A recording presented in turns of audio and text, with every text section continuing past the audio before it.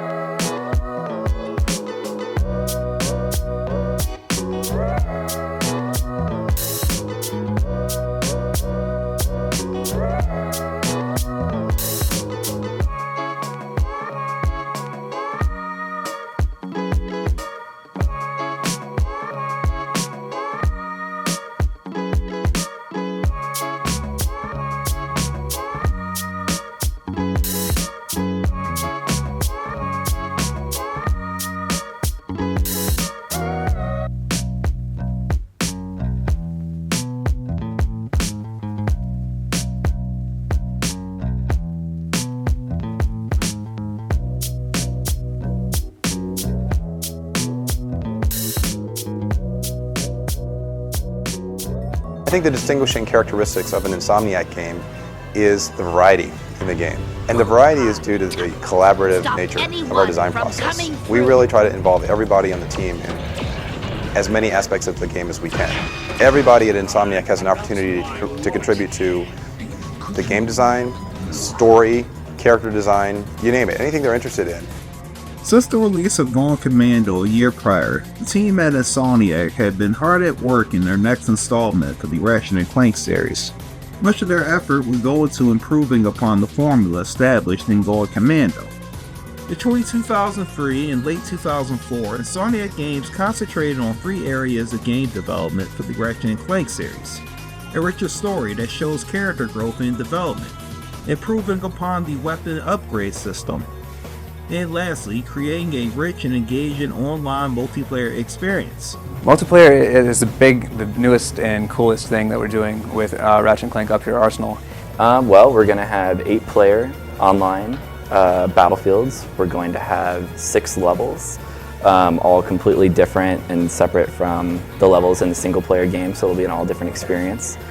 Coinciding the development of Up Your Arsenal was the planned re-release of the PlayStation 2. This new slim model of the PlayStation was equipped with better and more stable hardware, but most notably it came with a built-in Ethernet port that made it more easier and more convenient for users to connect to online services.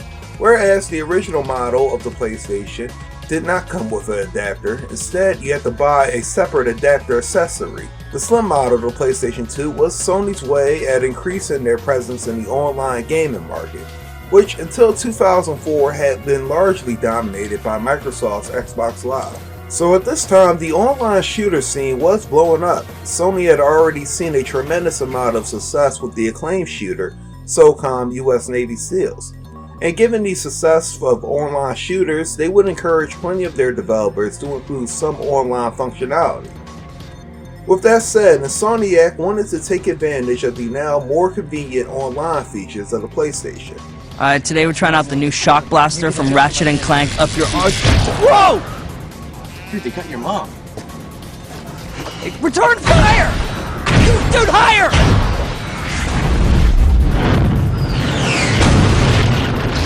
Okay, it's on. It's on. Take it online. Weapons and gadgets not fit for this world.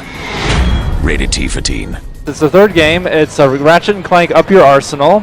And this time Ratchet returns to the galaxy from the first game where he has to fight off an evil menace called the Tyrannoids. And their goal is to wipe out all organic creatures. So it's kind of robots versus the squishies. Now, are they optimistic they'll actually be able to wipe out cockroaches? I think so. I think they can. Really, all organic? Well, they have the support of the Galactic Rangers and the whole Galactic Force. Okay. And they get to. There's a lot of battles that are going on all these different planets. So. In mapping out the levels, a strong emphasis was placed on providing a layer of immersion that went hand in hand with the story. For that reason, levels are much bigger and are far more detailed than what was seen in previous Ratchet and Clanks. The amount of detail that went into creating these worlds was once again shown off in the creativity in Up Your Arsenal. The levels were designed to be more expansive and varied with a mix of open areas and tight quarters.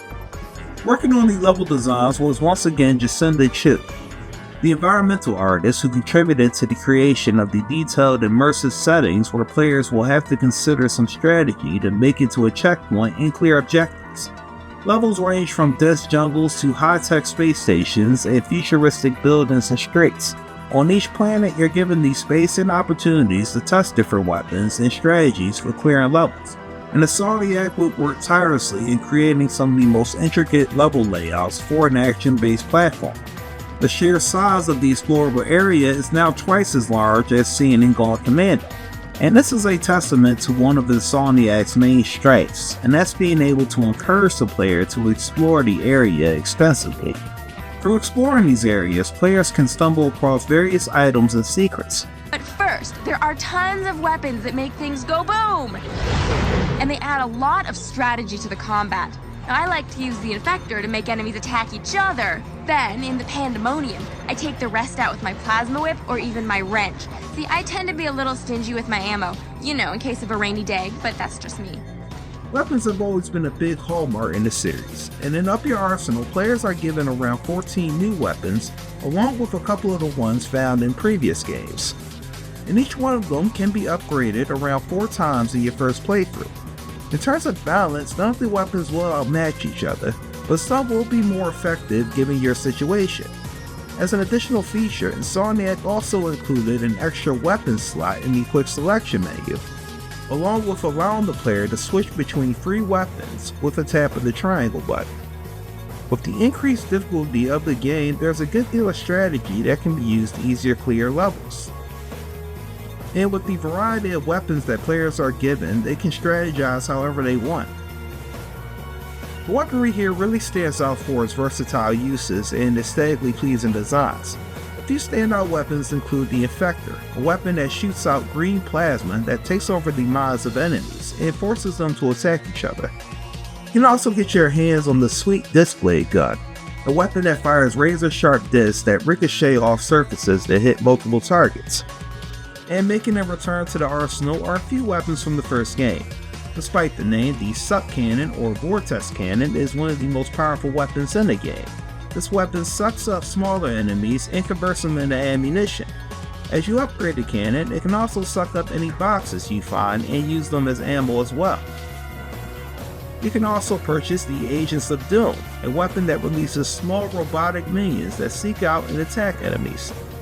The weapon that players will find themselves using the most are probably the Nitro Launcher and the N60 Storm.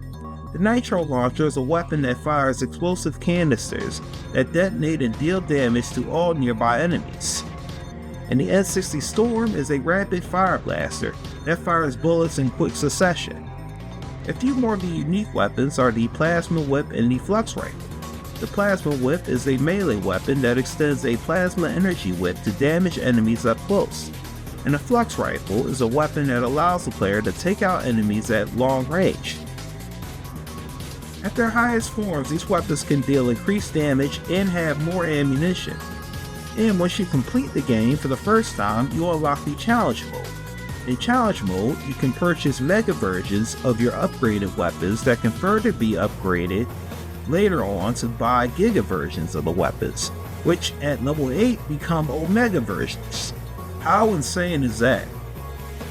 And as you upgrade the weapons, you also get a few mods that become available to use as well. These mods include the Lock On, Shock, and Acid. For gadgets, the total amount has been reduced to just a few main gadgets. One major gadget is the Hyper Shot. This gadget functions as the activator of machinery along with serving as a grappling hook. The most useful is the Hollow Shield Launcher, which upon its use blocks enemy fire and allows Ratchet to shoot through it. One particular gadget that also serves as a minigame is the Hacker Ray. This tool is used to solve circuit puzzles and open locked doors. The minigame involves collecting up green dots and destroying red dots. Pretty simple, but very, very challenging. So in addition to those weapon upgrades, the player can also upgrade Ratchet even more. You start the game off with a feeble 10 health, but for each enemy defeat you gain experience and increase the health amount. This time around, health takes the form of a number amount rather than an icon. This change was probably made because of the amount of health is increased significantly compared to the first game, and the devs probably didn't want to take up too much room by using the nanotech icons on the screen. As you can expect, this game is pretty hard the further along you get. It starts off relatively easy, but as you get to about your 5th planet, enemies start getting more and more intense, and that's another thing. Enemy AI is that much more improved than what was seen before. Enemies will utilize cover and vantage points in order to flank you. And this basically makes it very much important that you select the right weapons in the quick selection menu given your level. As you can expect, it's pretty hard to purchase each and every weapon and upgrade them all to the next level in just one playthrough. But worry not, because there are a ton of objectives, both primary and secondary, along with a ton of side missions and activities that will net you some bolts. So it sounds like the multiplayer mode in the game is pretty big, but it's definitely not a slouch in single player mode either, right? There's a whole big adventure and stuff to go through. Ratchet and Clank Up Your Arsenal is really the most ambitious game that Insomniac has ever been able to do. The story of Up Your Arsenal mirrors the story of the first game in a few ways. Ratchet and Clank head back to the Salona Galaxy to stop a villain, and they spend most of the game inquiring about the whereabouts of said villain. And there is a larger focus as to how the inhabitants of the universe are experiencing the crisis. We start with Ratchet and Clank watching the latest episode of Secret Agent Clank. Wait, Clank's on TV? It seems that the duo has gained some celebrity status. Well, actually just Clank. Pretty much everyone in the Salona Galaxy and Bogon will know who he is, while Ratchet is just known as his valet or chauffeur, or just the guy who stands beside him. After the episode is off, Ratchet and Clank see a news broadcast reporting of an invasion of Tyrannoids on his home planet of Velden. From there, the duo race across the galaxy and return back to Velden. I should note here that this game includes planets from the original, such as Velden, Kirwan, and Ralgar. But getting back to the story, Ratchet impersonates a sergeant in the Galactic Rangers, and together they drive the invaders back. Ratchet and Clank then meet the president, who bears a striking likeness to a certain former US president. We learn that the invasion was the work of Dr. Nefarious, the newest antagonist to the series. He's planning something big, and the only person who could possibly defeat him was last seen on the jungle planet of Farana.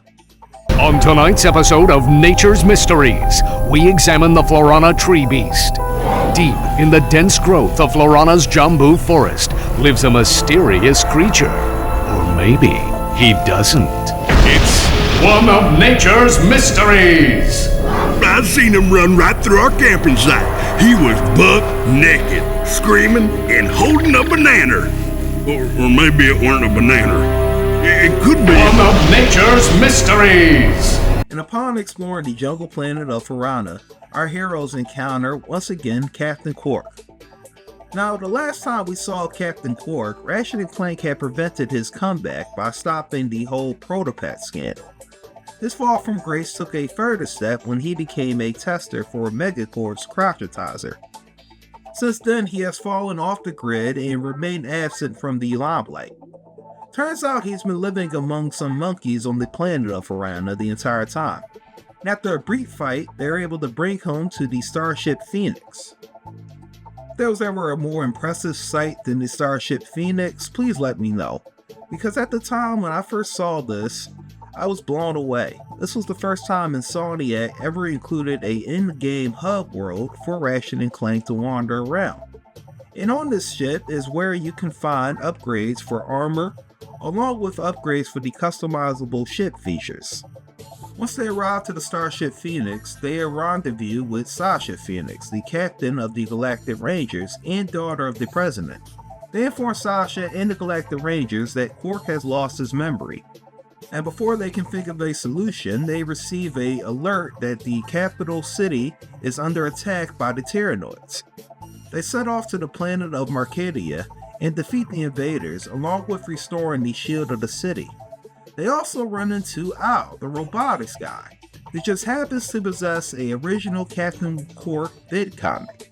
Excuse me, it is a historically accurate interactive graphic novel. Apparently, Al was using the city's computer to play this video game.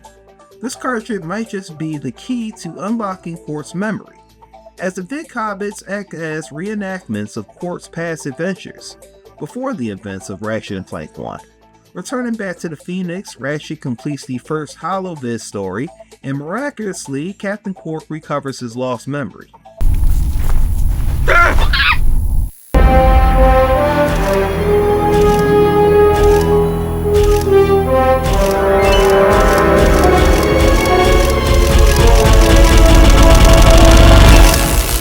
Meanwhile, Ratchet and Clank find out that Dr. Nefarious' hidden base is located on the planet of Aquatos.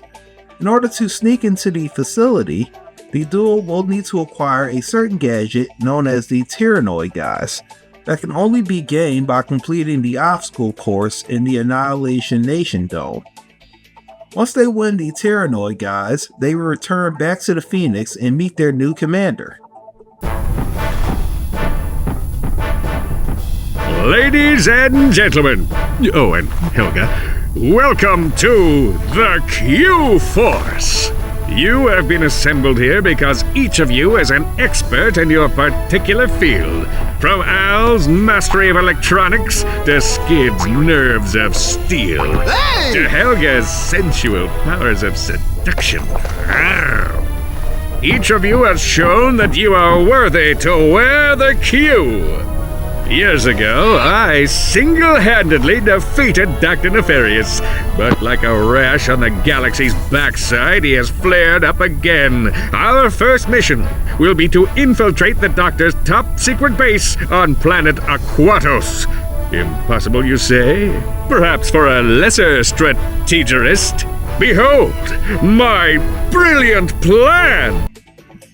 Acting commander of the Q-Force, Quark sends Ratchet, Clank, and Skid McMarsh to the planet of Aquatos.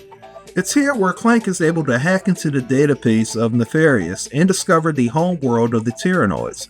Upon traveling to this planet, Ratchet ends up killing the Tyrannoid Queen, and Quark, well, as usual, he takes full credit.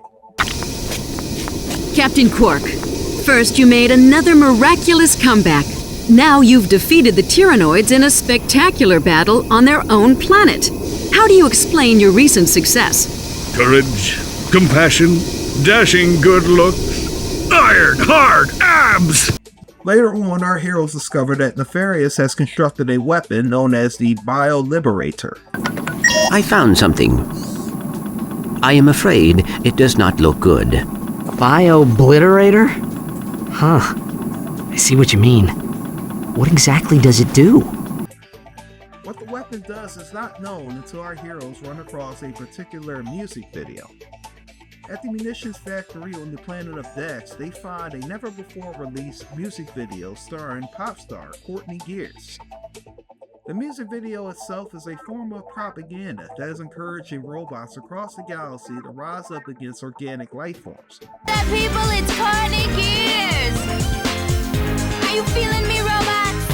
I'm feeling you. I see the future, and what do I see? Robots going crazy across the galaxy. Can't stand organics, they're soft and squishy. The time is now, where robots must be free. Ratchet and Clank reason that they can find out more information related to Dr. Nefarious' plans by talking to Courtney Gears herself. Using his celebrity status, Clank arranges a guest appearance of Courtney Gears on his show, Secret Agent Clank. They head to the studio, and after recording an episode, Clank meets with Gears. Only it's a trap set up by Dr. Nefarious. Clank ends up getting captured and offered a chance to become the official spokesman of Nefarious' plans to wipe out organic life forms. Wait, what? Yeah, that bioliterator? Well, it turns out that thing was made to turn all organic life forms in the galaxy into sentient robots. Clank naturally refuses to go along with the plan, and in response, Nefarious imprisons him and releases his evil double of Clank known as Clunk. Unaware of the deception, Ratchet and Clunk, along with Skid McMarts, head to the Obani Moons to find out more information on Nefarious' plans. Skid McMarts unfortunately ends up getting captured, as well as becoming the first victim of the Bio-Liberator. Ratchet returns to the Obani Moons and faces off against Courtney Gears. He defeats her and rescues Skid, who is now a robot. Meanwhile, Captain Sasha is able to locate Nefarious' own ship, known as the Leviathan, and sends Ratchet and Clank along with Quark to apprehend Nefarious. But Nefarious reveals that the entire encounter was a trap, and he activates the self-destruct system. Ratchet and Clank make for the exit, but it's only at that point when Quark decides he needs to gather additional intelligence. He runs back in and he ends up getting caught in the explosion, and it's presumed that he died. So before we go further into the story, I want to discuss how the game's pace differs drastically from going Commando, along with explaining how the main and secondary missions and side activities play into the story.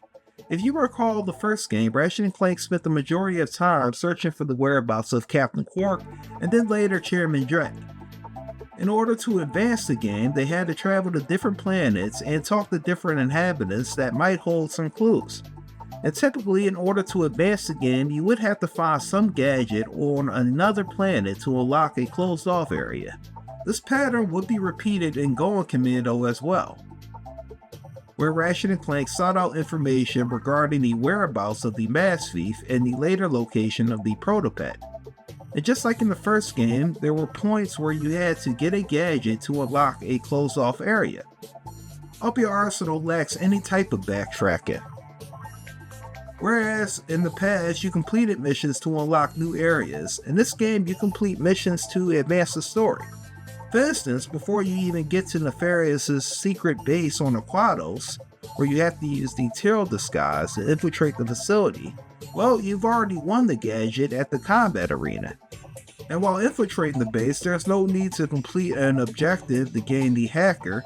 Heck, Skid McMarts just ends up handing it over to you to complete the rest of the map. Another example includes the various holovid comments that take the form of a side-scrolling platformer.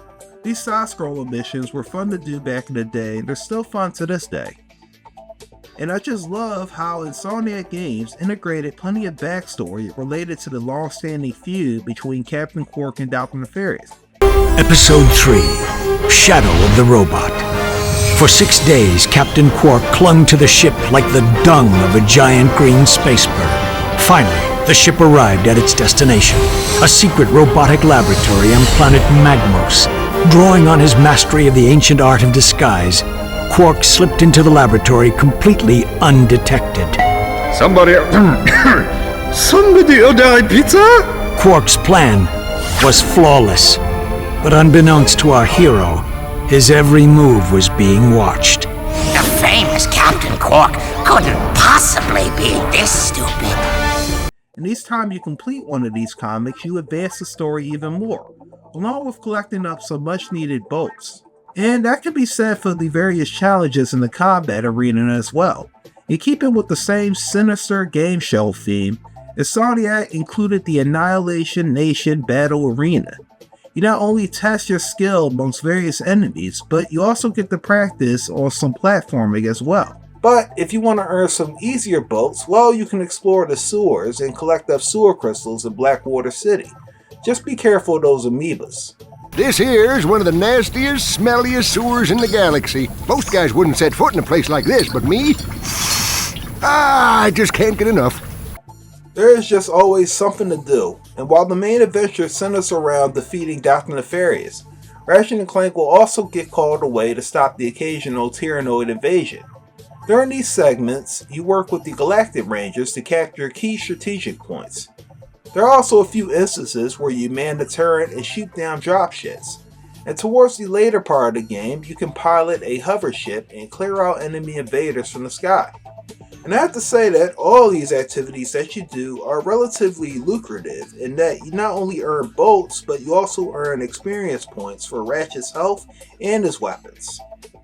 And of course, this game wouldn't be complete if we didn't have a few Clank-centric missions. Speaking of Clank, let's return back to the story. Our heroes return back to the Phoenix, and a memorial service is held for the late Captain Quark. Everyone is pretty upset, all except for Clank, who is actually an imposter named Clunk. Captain Quark had so many wonderful qualities, I just don't know where to begin. Such as? He was really tall, and he had a unique fashion sense, and he had a really big chin with kind of a sort of a butt shape. The Q-Force receives an alert that a Tyrannoid invasion is happening in the city of Metropolis on the planet of Kirwan. They also learn that Nefarious has completed the Bio-Liberator and has used it on the citizens of Metropolis. This turns all the Tyrannoid soldiers into robots who deal more damage and take more damage. On this planet, Ratchet helps the Galactic Rangers defend the planet along with confronting Nefarious himself. Ratchet soon finds Clank in prison, and Clunk the imposter reveals himself and tries to kill Ratchet. Admit, Ratchet, you've proven to be a far more worthy adversary than that imbecile Quark. Alas, I have a galaxy to conquer, so our game must end here. It's a shame you won't live long enough to see the rest of your kind exterminated. Well, you get the idea.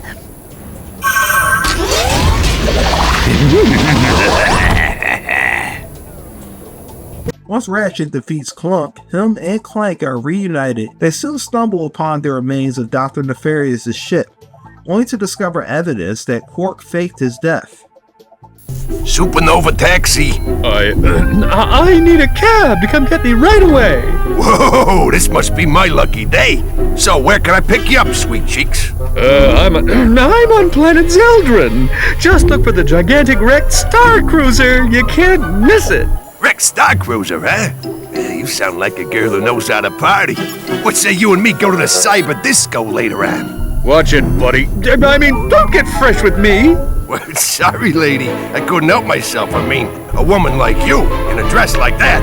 Oh, this is something I threw together. So where you headed? I'll tell you that when you get here. And if you keep this quiet, there's another 5 bolts in it for you. Oh, one more thing.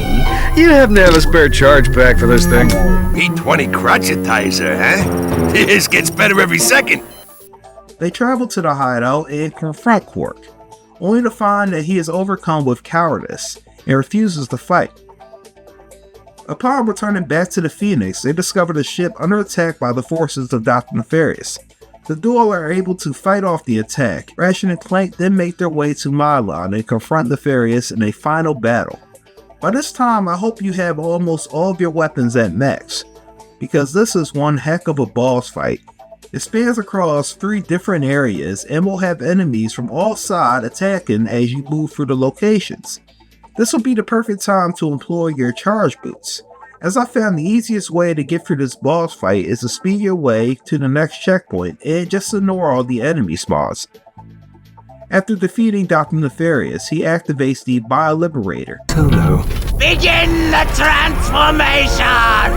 I call it Base Odyssey. Now, Lawrence! If you insist.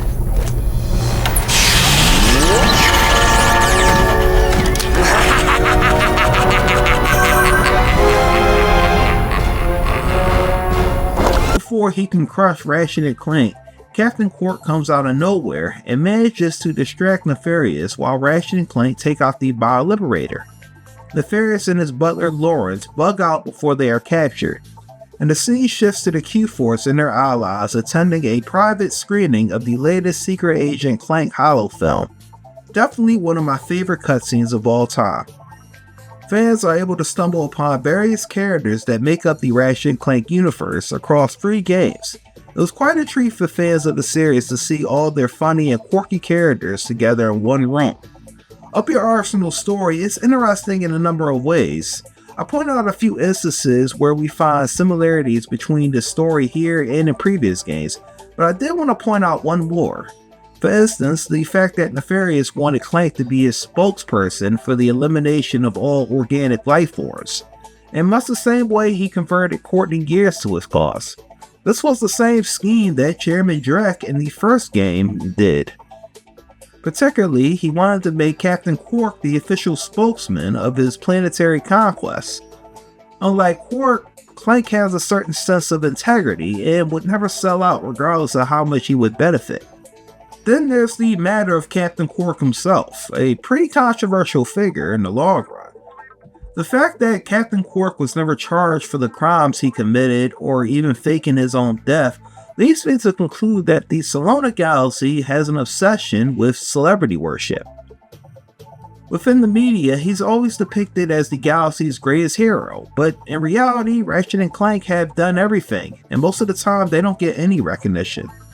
With most characters in an acclaimed series, one can expect some growth in character development, but that's not the case with Quark, despite his actions towards the end of the game. He is still obsessed with being seen as a great hero that he's even willing to fake his own death in an effort to be viewed as a martyr. But then again, Quark is a character that frankly players love to hate and laugh at. So most of us probably weren't that disappointed when he revealed his true colors once again. Speaking of character development, is it possible that Ratchet is a better hero as a result of his encounter with Quark? If you recall, Ratchet was pretty selfish in the first game and could be kind of a jerk. Darlic Ratch, Channel 2 News. Did you see that? Yes, I hope that poor woman is all right. She's fine, I think. I was talking about the hoverboard races. But after dealing with Quark twice now, he seems all the more humble and concerned with the safety of the galaxy. Is it possible that his encounters with Quark have taught him not to act like a selfish person? How to not put lives in danger for your own benefit? Maybe. Up Your Arsenal will forever be considered possibly the greatest action platformer for the PlayStation 2 of all time, and it will also technically be the last Ratchet and Clank game developed for the PlayStation 2. Its legacy, among everything else I talked about in the video, is the variety and replay value it provided for fans of the series. That concludes this retrospective video. If you enjoyed this video, make sure you let me know in the comments, and for any newcomer to the channel, make sure you subscribe to Smoking Fiend Productions. This is your big homie Bob signing off. Thanks for watching, y'all. If you would like to see more videos such as this, make sure you check out some of my other retrospective videos. Once again, thank you for watching. Have a great day. You explain your recent success. Courage, compassion, dashing good looks.